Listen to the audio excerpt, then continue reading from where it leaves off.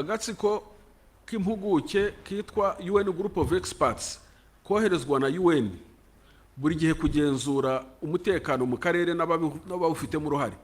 Buri gihe muri Loni batanga raporo yuko ingabo za Kongo zifatanya na FDLR, bakagatanga muri UN, bagatanga raporo muri UN.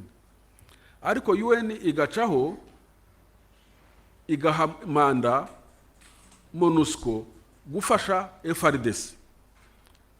Ubwo murumva niba UN iha MONUSCO manda yo gufasha FARDC kandi ziko FARDC ifatanyije na FDLR, ni ukuvuga ko UN ibihaye ubufasha FDLR.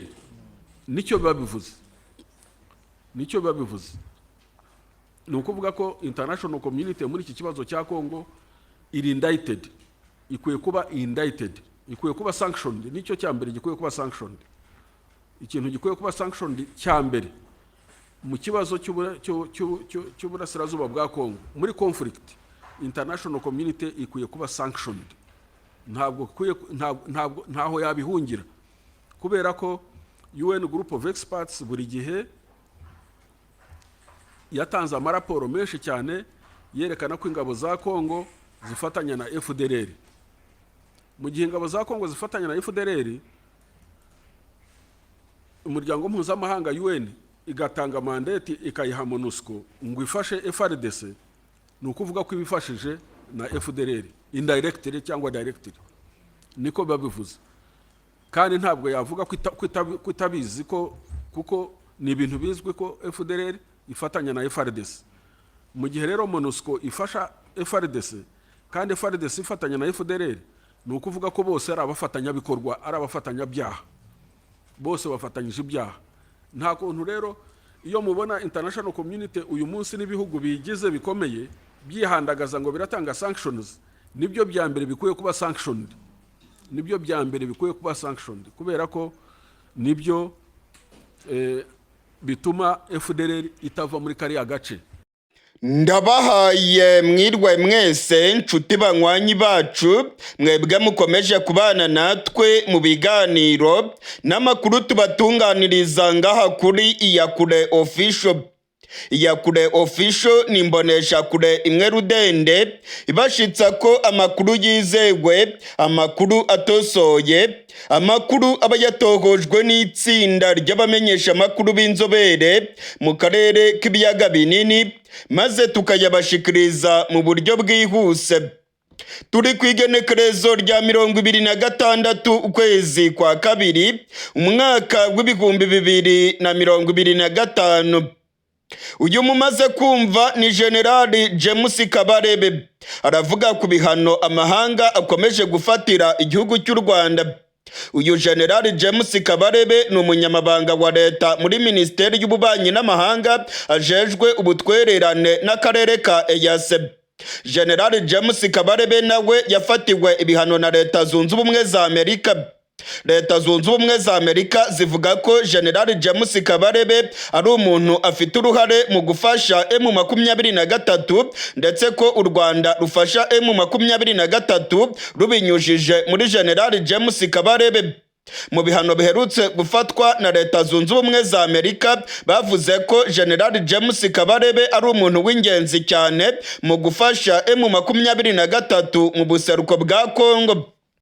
Muri iyi minsi ibihugu by'amahanga bikomeje gufatira u Rwanda ibihano barurega ko rufasha M23 ndetse ko abasirikare b'u Rwanda ngo bari muri Kongo.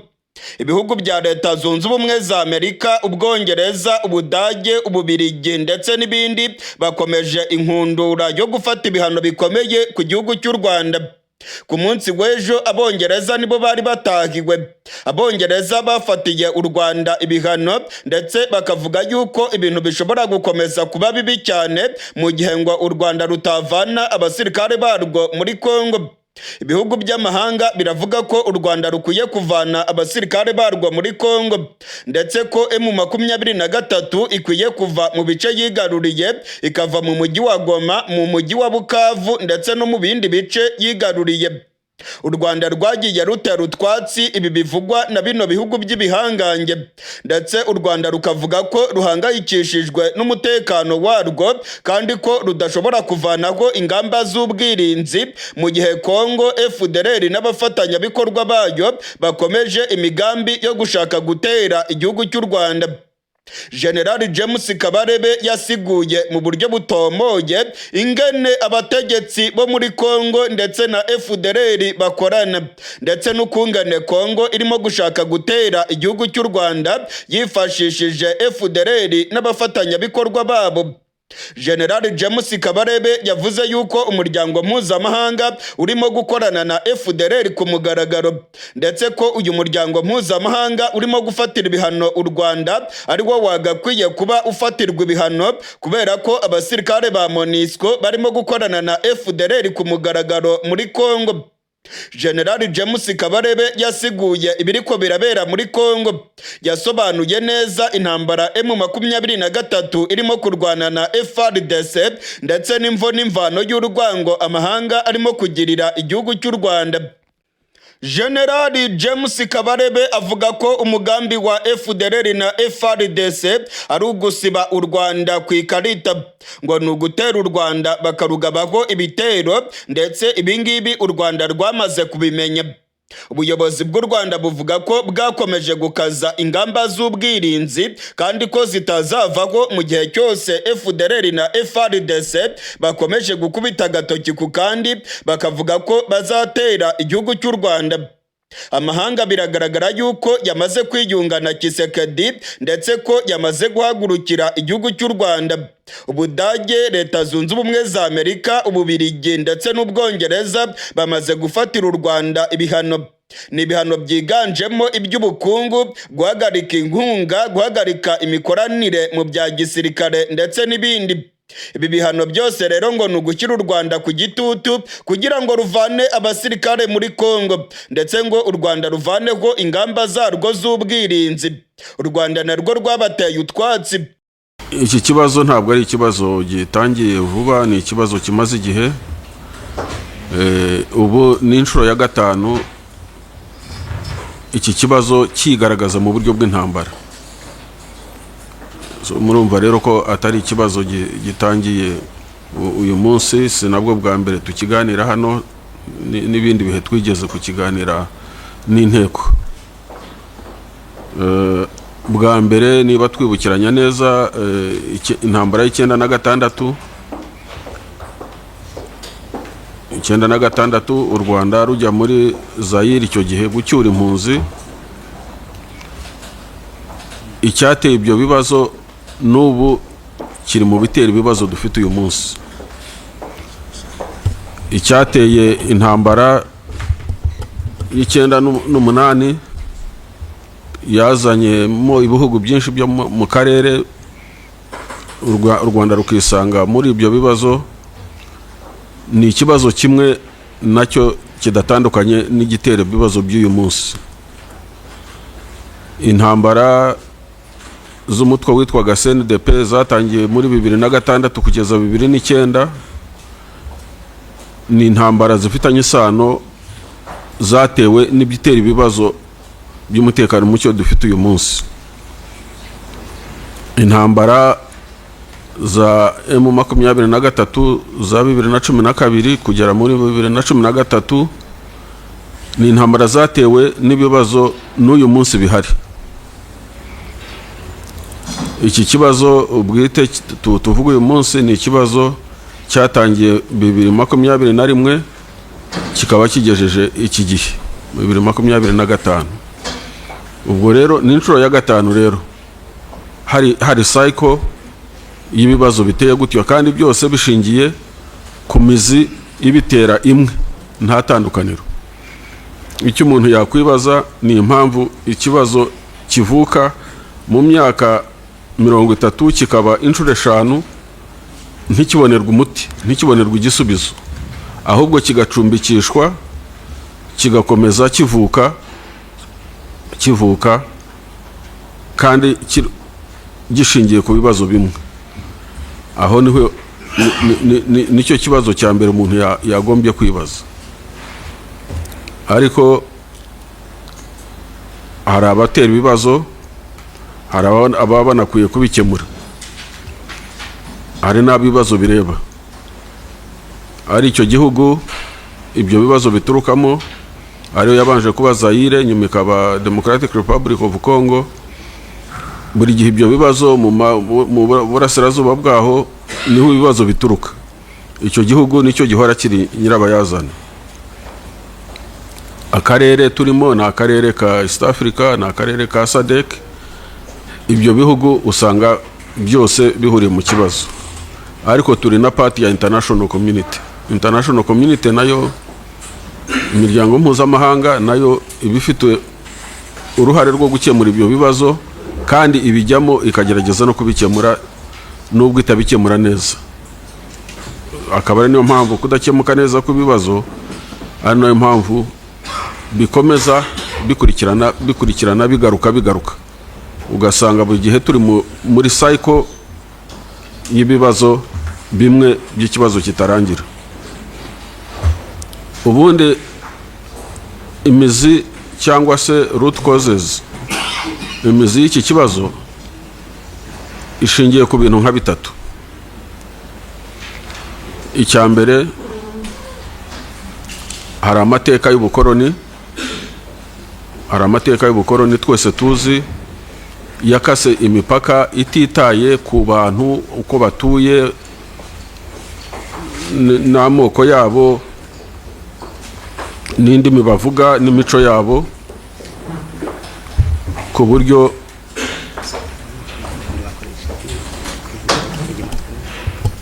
ubukoroni bwakase imipaka y'ibihugu butitaye ku batuye ibyo bihugu. Ibice binini by'abanyarwanda bivuga ururimi rw'ikinyarwanda, rufite umuco w'ikinyarwanda, barukatira baruha ibindi bihugu. Igice kimwe kijya Bugande, igice kindi kijya muri Zaire cyangwa se muri Congo. Ibyo ntibyakabaye ikibazo ubwabyo, ubu ngubu biteye ikibazo, ariko ntibyakabaye bitera ikibazo. Impamvu bitakabaye bitera ikibazo nuko n'ibice byakase bikajya mu Bugande ariyo Gisoro, nta kibazo irigira itera. Abanyagisoro ni Abagande bavuga ikinyarwanda, bafite umuco wa kinyarwanda, bagenderana n'u Rwanda, bashyingirana no mu Rwanda, nta kibazo bibateye, nta kibazo giteye. Ni ukuvuga ko icyo kibazo mu gihe Ubugande ubwo bufite abanyarwanda kandi bukaba nta kibazo biteye, ntabwo byakagiteye no muri Congo. Ariko bikaba ariho bishingiye, ku buryo muri Congo kuva muri za 60 kujya muri za 80, 90, nta munsi n'umwe hatigeze habaho deba no gutera ibibazo abo banyarwanda bavuga ko atari abene igihugu. Buri gihe ikibazo cy'ubwene gihugu kigakomera, ndetse n'abazungu barabyanditse, hari inyandiko nyinshi cyane zibivuga. Mu nama y'abakuru b'ibihugu iherutse muri Dar es Salaam, President Museveni we yarabyivugiye ati ntawe utazi ko ibice byose by'u Rwanda bambuwe n'ubukoroni. Ati n'iwanjye birahari. Gisoro yaje mu 1910. Ati n'ibice bya Congo bya Rutshuru na Masisi byambuwe u Rwanda. Ati nta muntu utabizi. Icyo ntabwo cyakabaye ikibazo. Ikibazo kiba kubera iki abantu bahora ku nkeke, bikavamo ikibazo cy'umutekano mukeya. Ibyo ngibyo bituruka ku kindi kibazo cy'umuntu yavuga cy'ubuyobozi. Hari ikibazo cy'imipaka, ariko hari n'ikibazo cy'ubuyobozi bw'igihugu cya Zaire yaje kuva mu Congo. Igihugu cya governance cy'ubuyobozi ni ikibazo gikomeye cyane, ku buryo nacyo kiri mu bituma haba umuzi ukomeye cyane w'iki kibazo cy'umutekano muke mu burasirazuba bwa Congo. Congo kuva yaba independence, yagira independence, kuva Lumumba agiyeho akaba prime minister nyuma y'iminsi 16 gusa. Nyuma y'iminsi 16 gusa Kongo yatangiye kugira ibibazo icyo gihe. Uwitwa Moise Chombe yafashe Katanga arayikata, ashyiraho bank notes. Uwitwa Albert Karongi yakase Kasai ayigira independent, ayigira igihugu. Uwitwa Mbumba akata Kisangani. Icyo gihe Kongo icyo yakoze yiyambaje amahanga, yiyambaza amasenarizi, bazana abamasenarizi bitwa Bashikaramu, Robert Shikaramu araza, abamasenarizi baraza batangira kurwanya abo bose bari bigumuye. Murumva rero iyo tuvuga uyu munsi Kongo tukavuga intambara zirimo amasenarizi ntabwo muri Kongo ari uyu munsi. No muri icyo gihe za 60 bari bahari, baraje bararwanye muri Katanga, bararwanye mu burasirazuba bwa Kongo abo Bashikaramu, ndetse banahunga bahungiye mu Rwanda ni Kayibanda wabahaye inzira. Ubwo murumva ko ibibazo bifite imizi miremire. Kuva icyo gihe rero mu burasirazuba bwa Kongo ntabwo higeze hagira umutekano. Kuva izo ntambara zose zabayeho, harimo iza Laurent Desire Kabila muri za 60, harimo iza Che Guevara muri za 60. Icyo gihe uburengerazuba bwa Kongo bwagize imitwe yitwaje intwaro yitwa Mayimayi zikagenda zihindura isura, zihindura ibyo zirwanira bitewe n'ibihe n'ubuyobozi buhari. Ariko phenomenon ya Mayimayi ntabwo yigeze iva muri ibyo bihugu, muri icyo gihugu yashinzemo imizi. N'uyu munsi turavuga ko harimo imitwe igeze muri 250 yitwaje intwaro. Iyo mitwe iyo tuyivuga uyu munsi, hari igihe dutekereza ko iyo mitwe ibayeho uyu munsi. No, iyo mitwe ibayeho kumara imyaka hafi 60, ariko ikagenda yiyongera cyangwa igabanuka bitewe n'ibihe, cyangwa ikagenda hindura ibyirwanira. So rero ikibazo cy'imiyoborere cyangwa cya governance muri Kongo ni ikibazo nacyo gifite uruhare runini cyane mu bihabera, mu kibazo cy'umutekano mukeya gihari. Ikindi kibazo cya gatatu ni uruhare rwa international community international. International community nayo ifite uruhare runini cyane muri ibi bibazo byose bibera muri Kongo. Icyambere muri ryo kwatwa ry'imipaka, ni international community niyo yicaye Berlin 1884 ikata imipaka uko yishakiye, igabanya abantu. Icya kabiri, international community niyo igena ayo mategeko mpuzamahanga n'iki byose. Ariko international community yagiye, UN yagiye muri Kongo kuva 1960, n'ubu ikiriyo, igabanuka ikiyongera bitewe n'ibihe. Ariko imiryango mpuzamahanga yakomeje ibayo. Ikindi cya kane gisembura cyangwa cyasembuye iki kibazo cyo mu burasirazuba bwa Kongo ni ikibazo cy'impunzi zari ziganjemo abasirikare n'interahamwe 1994. 1994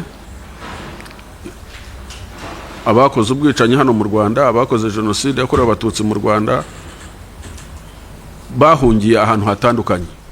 Hari abahungiye muri Tanzania, hari abahungiye Burundi, hari n'abahungiye benshi muri Zaire. Abahungiye muri Zaire icyo gihe bahunganye ibikoresho byose by'intambara, logistics zose, ibikoresho by'intambara byose barabihunganye. Bageze muri Zaire, imiryango mpuzamahanga, mwibuke ko icyo gihe jenoside iba, Ubufaransa bwari mu Rwanda, ni nabwo bwageragezaga gufasha cyane abakoraga jenoside mu cyari cyariswe zone turquoise. Buriya zone turquoise icyo yari ishinzwe, ije gutabara XFR n'interahamwe, baje kubafasha. kugira ngo babafashe babariyoganize bongere bafate umujyi wa Kigali warimo FPR. Ariko bahageze bagira ibyago, basanga hari mu kwa gatandatu 1994 basanga Exfar iriho irahunga irabanyuraho yikoreye imizigo ivangitiranye n'abaturage, babura uko bayifasha. Babuze uko bayifasha bahitamo kujya kuyakirira muri Kongo, baravuga batireka tuyituze hafi y'umupaka bizatworohere kongera kubafasha neza, kubaorganiza neza. Uko rero icyo cyemezo cya international community cy'abafaransa, of course yuvuze international community haba harimo za NGOs zitagira ingano zishamikiye kuri ibyo bihugu, zose ziragenda zituza impunzi ku mupaka w'u Rwanda na Zaire, guhera Kabuhanga ukamanuka ukarinda ugera Kamanyora, hatari kure cyane, ikilometero kimwe, ibirometero 2 3 se Kibumba ho ntabwo ikilometero cyari kigeze.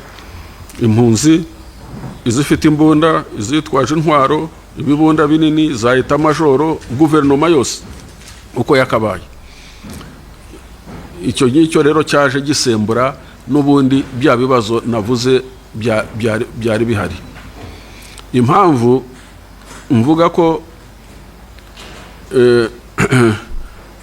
iki kibazo kigaragaza muri Kongo gutyo ntikigaragaza ahandi aho abantu bahungiye Tanzania, ariko Tanzania bahahungiye basanze system ya Tanzania ikora, basanze system ya CCM ikora, basanga guverinoma ikora, ku buryo abantu binjiye Rukurusumo basanga abasirikare n'abapolisi babambura imbunda batandukanya abasirikare batandukanya n'abasivili, ku buryo nta kibazo na kimwe cyaturutse Tanzania.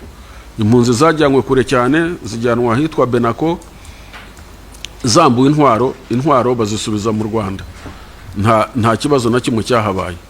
Niko byagombaga kugenda rero ku ruhande rwa Zaire, ariko ntabwo ariko byagenze.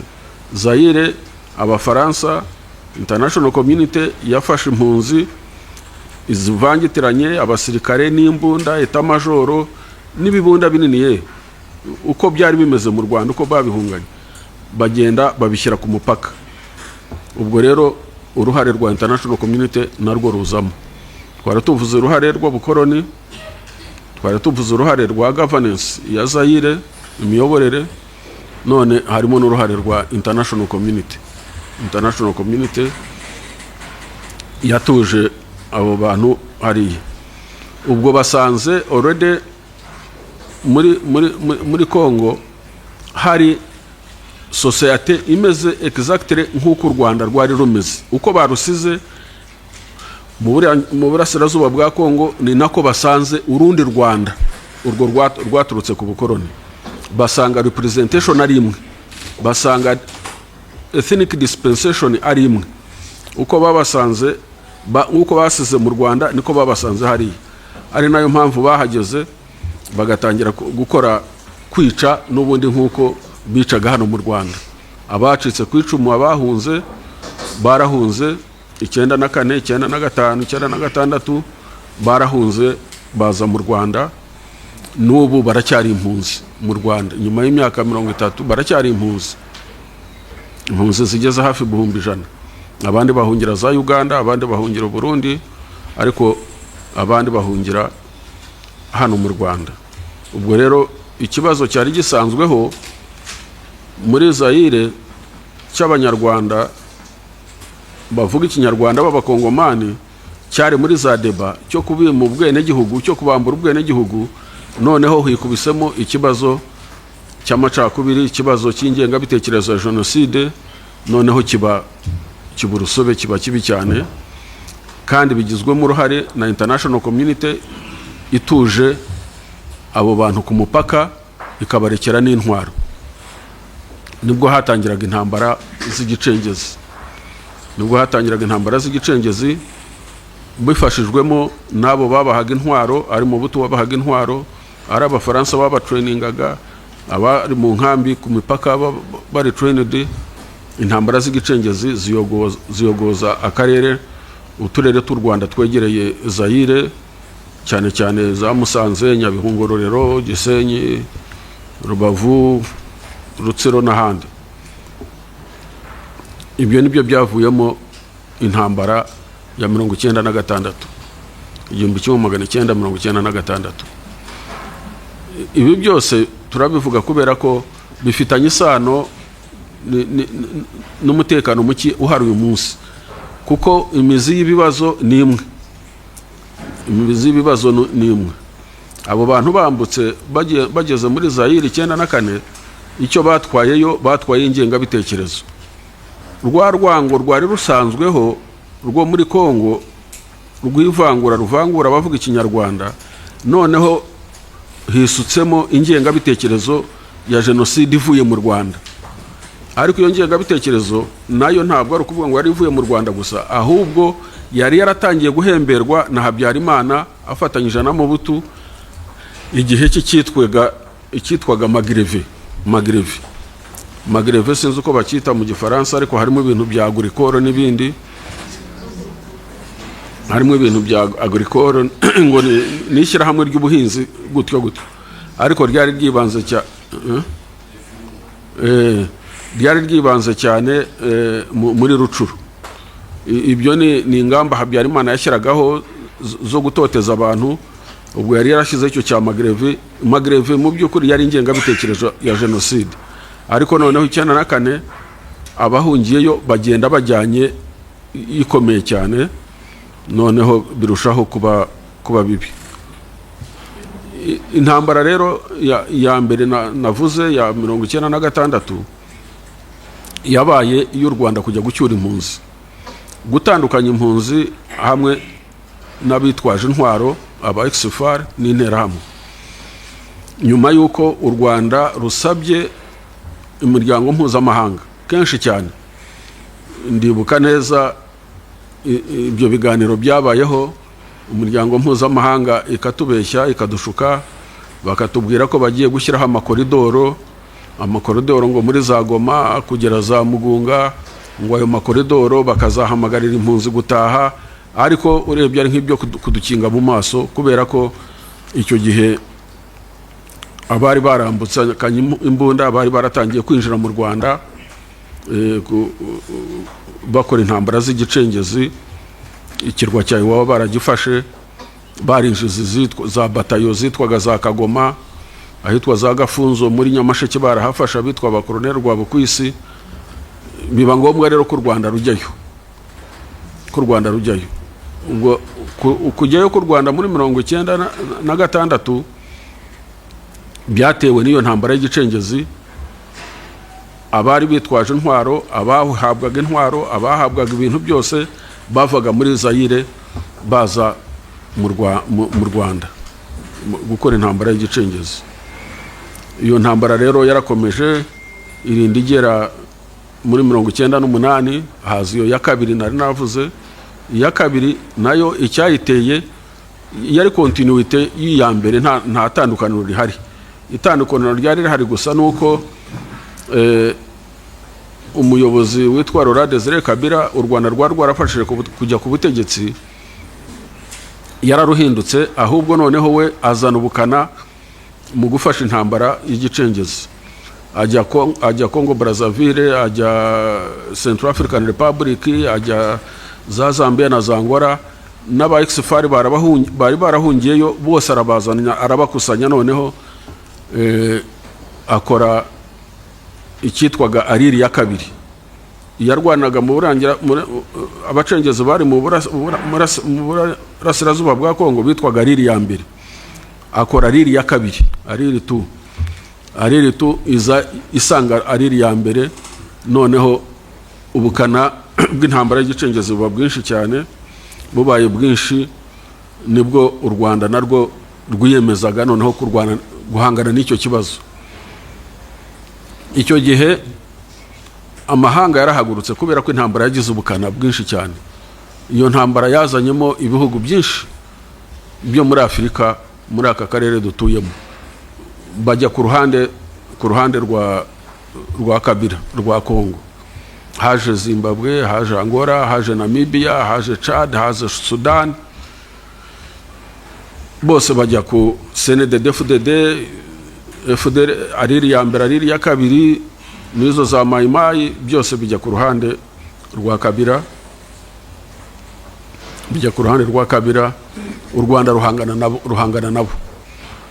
Mu guhangana nabo u Rwanda rwihagararaho ku buryo intego yabo ntabwo yari itandukanye n'intego ab'uyu munsi bitwa SAMIDRC na Tshisekedi bari bafite.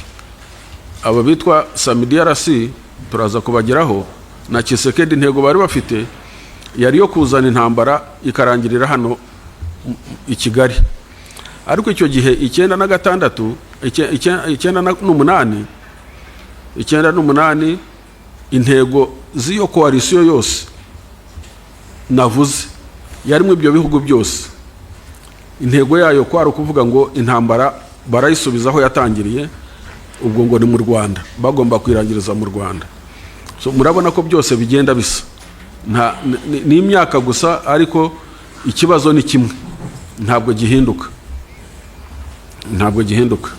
Icyo gihe rero iyo ntambara yaje kurangira ari uko habaye amasezerano ya Rusaka 1999. Imiryango mpuzamahanga itegeka ko haba deployed umutwe w'ingabo z'umuryango w'abibumbye witwa MONUC iba deployed, izanwa muri Kongo mu kwezi kwa 10 1999. Ubwo hategekwa ko ingabo z'amahanga zarwanaga muri Kongo zirimo n'iz'u Rwanda zose zivamo. Icyo gihe Zimbabwe yavuyemo, Angola yavuyemo, Namibia yavuyeyo, Chad ivayo, Uganda ivayo, u Rwanda ruvayo. Icyasigayeyo kidahinduka ni FDLR. Ariri 1, Ariri 2 arizo zaje guhinduka FDLR, zo ntizavuyeyo, zo zagumyeyo. Uwo mutwe umuryango w'abibumbye witwa MONUC wo wagomba kugumayo kugira ngo abari wo noneho uhangana na FDLR. Ubwo urumva u Rwanda rugize icyizere cy'uko habonetse umutwe mpuzamahanga ugiye guhangana n'ikibazo cyaruteraga umutekano mukeya. Aho niho navugiraga ko uruhare rw'umuryango mpuzamahanga rwa international community ntabwo international community yakwirengagiza uruhare rwayo muri iki kibazo kiriho uyu munsi, kuko yakomeje kubigiramo uruhare kuva icyo gihe. Inanirwa icya mbere gutandukanya impunzi n'abitwaje intwaro 94, 99 iraje, abarwanaga muri Kongo barwanira uburenganzira bwabo n'umutekano wabo bavuyemo, MONUC isigayemo ngo irahangana na FDLR, ariko ntabwo bahanganye nazo, ntacyo bakoze, ahubwo FDLR yarakomeje iriyubaka, irarecruitinga, iratraininga, ikomeza gufashwa n'ingabo za Kongo, ahubwo MONUC irebera. Si no kurebera gusa, ahubwo no gucuruzanya, bagacuruzanya amakara, bagacuruzanya amabuye y'agaciro, bagashyiraho za bariyeri, bagasoresha imisoro, bakabana bakasangira mu tubari. Ni ibintu byari bizwi, ntacyo umuryango mpuzamahanga wigeze ukora. Birakomeza, byageze muri 2001 mu kwezi kwa 5 FDLR itera u Rwanda, iratera, noneho itera ku mugaragaro, batera ari ibihumbi 9, batera mu majyaruguru. Iyo ntambara ntabwo yatinze cyane, nta nubwo abaturage bayimenye cyane bandi mu Rwanda, kubera ko icyo gitero yateye ari uko abanyarwanda bamaze kumenya ubwenge, bamaze kuba mobilize ku buryo no kuyirangiza cyane ntabwo yarangijwe mu buryo bwa gisirikare ahenshi cyane, ahubwo igisirikare cyakoranye n'abaturage. Abaturage benshi cyane nibo barangije iyo ntambara, ba mu majyaruguru nibo bayirangije, cyane cyane abagore. Iyo ndayivuga kubera ko nari mpari narayirwanye, ariko nzi ko abagore nibo bayirangije ku giti cyabo hafi. kuko abagore banze intambara barayizinutswe barayanga, bashyigikira leta, bagafata abana babo b'abacengezi baza bagera mu mago, akamuha ibiryo, yamara kumuha ibiryo akamusimbukira, agafata imbunda akayimwambura, akamuzana kuri pozisiyo y'abasirikare akamuduha 2001. Cyangwa se akaza bakatubwira ati baraye hano, bari hano, cyangwa se tukabatuma, ariko bagize uruhare runini cyane. Iyo ntambara rero isa naho mu Rwanda irangiye vuba mu kwezi kwa 5 2001. Bigeze 2006, kwa gutotezwa kw'abantu bavuga ikinyarwanda gukomezwa na leta ya Kongo, kurakomeza cyane, ndetse abasirikare babo, ingabo z'u Rwanda zivuyeyo, abari abasirikare babo aho babavangaga mu ngabo za leta bakicwa bagatotezwa, nibwo ubwo bwicanyi bwabayeho bwatumye abasirikare bavuga ikinyarwanda bikubira mu mutwe witwa CNDP, batangira kurwana mu burasirazuba bwa Kongo muri 2006. Bararwana bageza 2009. Bagejeje 2009, leta ya Kongo icyo gihe wari umuyobozi ni Joseph Kabila, yiyambaza u Rwanda, aravuga ati aba bantu nimumfashe twumvikane. U Rwanda ruramufasha, kandi koko barumvikana. Bamaze kumvikana, basinyana n'amasezerano. Ayo masezerano yasinywe kuri 23 z'ukwa 3 2009. 23 z'ukwa 3 2009 baba bamaze kuyasinya, bemeranya ko bagiye kubavanga mu ngabo za Kongo, nyine barabavanga. Ayo masezerano yarakubiyemo kuvuga ngo barasubizwa uburenganzira bwabo nk'abanyarwanda bo muri Kongo b'abakongomani. Impunzi zabo ziri mu mahanga, cyane cyane mu Rwanda no muri Uganda, ziracyurwa zisubizwe mu byazo, n'ibindi byinshi bumvikanye. Ariko Kongo yamaze kubavanga, ntiyagira ikikora. Itagize ikikora, ahubwo abavanzwe mu ngabo barabakurikirana, batangira kubica. Hari kompanye y'abasirikare, ubundi y'abasirikare b'120, hariyo bavanzwe ahitwa Isiro. Iryo joro barara bayishe yose, baratangira kubica. Batangiye kubica muri 2012, barongera baregurupa bavamo. Abasagutse batapfuye bavayo, barongera batangira indi ntambara, noneho bayita M23, Ro23 Mars. Impamvu bayise M23 nuko Ro23 23 z'ukwa 3 2009 nibwo ya masezerano bari bayasinyanye na leta ya Kongo, ariyo yagombaga gutanga amahoro. Noneho baza muri 2012 biyita M23 bivuze March 23rd. So baza rero barwanira noneho bya bindi n'ubundi, uburenganzira bwabo, gutotezwa, kwicwa, impunzi zabo n'iki. Bararwana iyo ntambara, buri ko barwanye leta ya Kongo ikabishyira ku Rwanda, kubera ko harwana abanyarwanda bavuga ikinyarwanda b'abakongomani. Kongo yo igahitamo biyoroheye ko ari ukuvuga ko ari abanyarwanda bo mu Rwanda bariho barwana. Noneho cya kibazo cy'uburenganzira bwabo n'ubwenegihugu bwabo kikaba kibikurushaho, kuko noneho barabita abanyarwanda barwana, nta nubwo babita abakongomani barwana. Ubwo ntambara irakomeza. Igeze 2013, international community ikora reaction. Ubwo ariko urumva international community irongeye iragarutse, ntabwo ibura, irongeye isubiyemo, ijemo noneho mu kibazo, irongeye iragarutse, iza noneho ifasha Kongo kurwanya M23. Icyo bakoze, bahamagaje ibihugu bitatu aricyo South Africa, Malawi na Tanzania, bagikubira mu cyitwaga Force Intervention Brigade. Iyo Force Intervention Brigade iza ifite manda n'ibikoresho bihagije byo kurwanya M23.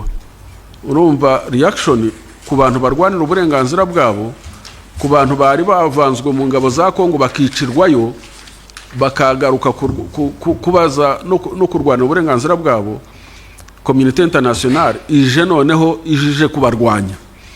Ntabwo ijije kubumva no kumva icyo barwanira, ahubwo ijije kubarwanya. Iraza irabarasa. Ni nabwo bwa mbere mu mateka ya UN Peacekeeping Force hakoreshwa imbaraga zingana kuriya.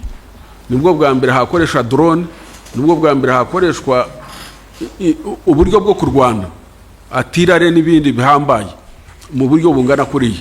Imbaraga zifite ubukana butari bwagaragaraho na hamwe kuri force ya international community, kuri force ya UN ni hariya bwagaragariye. Bakoresheje imbaraga nyinshi cyane kuri M23. Icyo gihe MONUSCO yindi yitwaga MONUSCO yagiyeho 19 yari yarahindutse MONUSCO muri 2010, yari yarahindutse MONUSCO.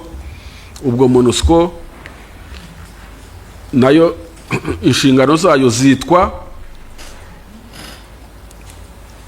zitwaga ngo gustabiliza Kongo. Ariko gustabiliza Kongo harimo no kurwanya interahamwe no kurwanya FDLR, ariko bakayihamanda ngo yo gufasha na FARDC, gufasha ingabo za Kongo. Aho ngaho hakaba ihurizo rikomeye cyane.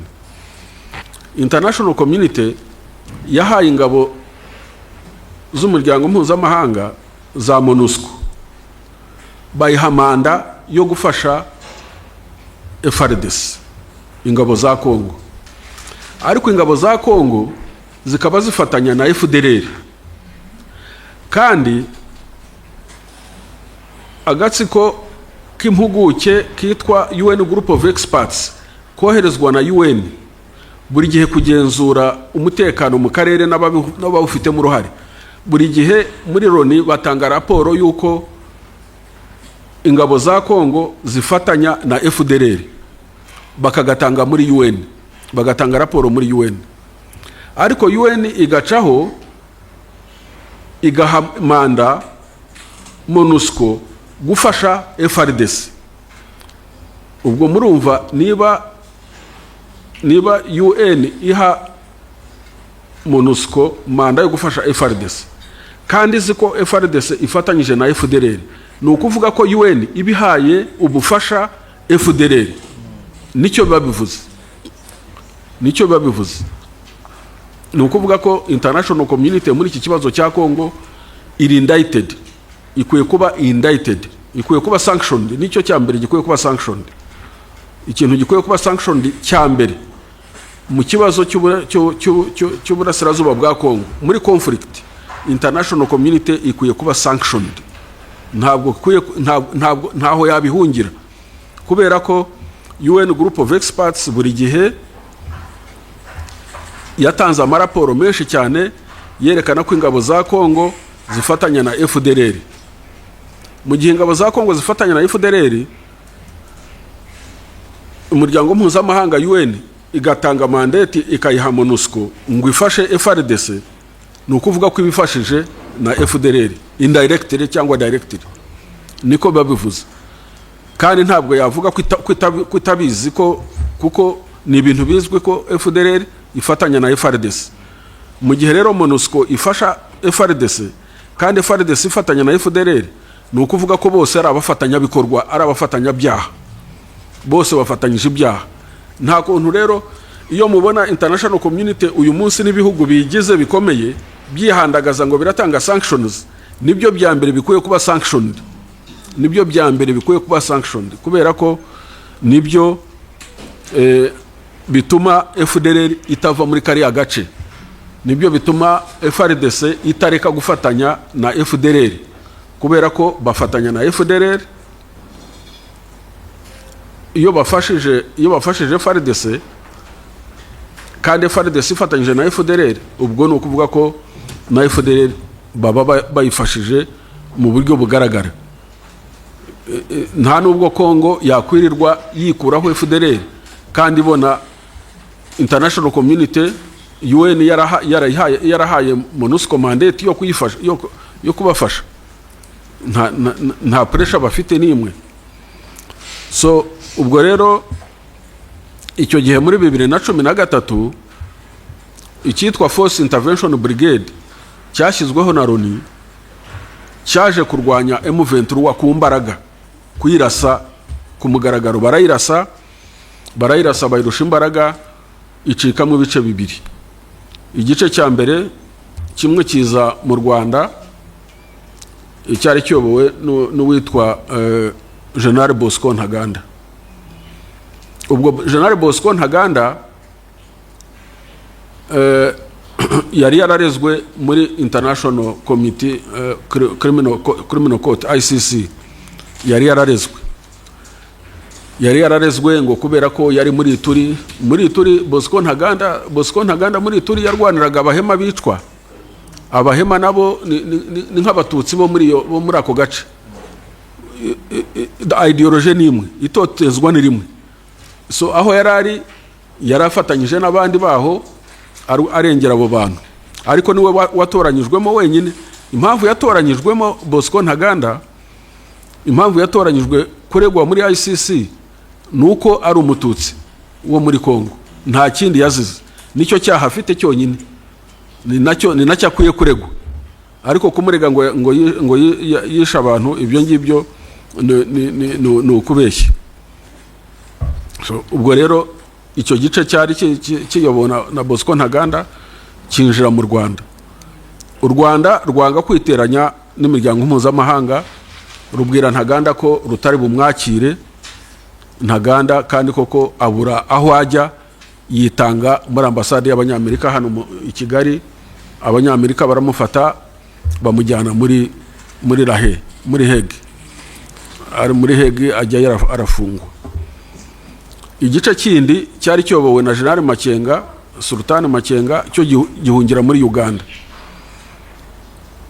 Igice cyahungiye mu Rwanda, kinjiye mu Rwanda, twakurikije amategeko mpuzamahanga agenga abitwaje intwaro. Twabambuye intwaro bose, tubakura hafi y'umupaka. U Rwanda rubajyana muri Ngoma. Baba muri Ngoma badafite intwaro. Izo ntwaro zaje kwandikwa, zirabarurwa, zisubizwa, zihabwa MONUSCO iziha leta ya Kongo. Ni ukuvuga ko u Rwanda ntacyo rwabazwaga, ntacyo rwaregwaga bijyanye n'abo barwanyi binjiye mu Rwanda muri 2013. Twebwe twari turabere impunzi abo basore n'inkumi bagiye Ngoma, bahise biyandikisha ko basezeye intambara, bajya no muri HCR, abariho babarirwa. Ni ukuvuga ko twebwe Kongo ntacyo yatubazaga, kuko nta murwanyi wayo twari dufite. Abinjiye muri Uganda bagiye barabatwaye, bo ntibabambura n'intwaro, babashyira mu kigo cya gisirikare cyitwa Bihanga si kure ya hano, na amasaha nk'abiri n'igice uvuye hano mu modoka. Bajya muri icyo kigo babamo 2013 na 14, 15, bigeze na 16 barambirwa kuba mu kigo. Abo bari muri Uganda bavamo n'imbunda zabo, baragenda bajya mu birunga bya Sabyinyo. Mu birunga bya Sabyinyo ku mupaka wa Uganda na Kongo. Nta nubwo ari ku mupaka wa Kongo n'u Rwanda, bajya ku mupaka wa Uganda na Kongo. Bajya mu birunga barahaguma, batangira kwiyubakira aho ngaho. Ubwo bategura nyine ngira ngo kuzasubira mu gihugu cyabo imbere, ariko baguma binegetse aho ngaho ku gace ka Uganda atari muri Kongo, barahaguma.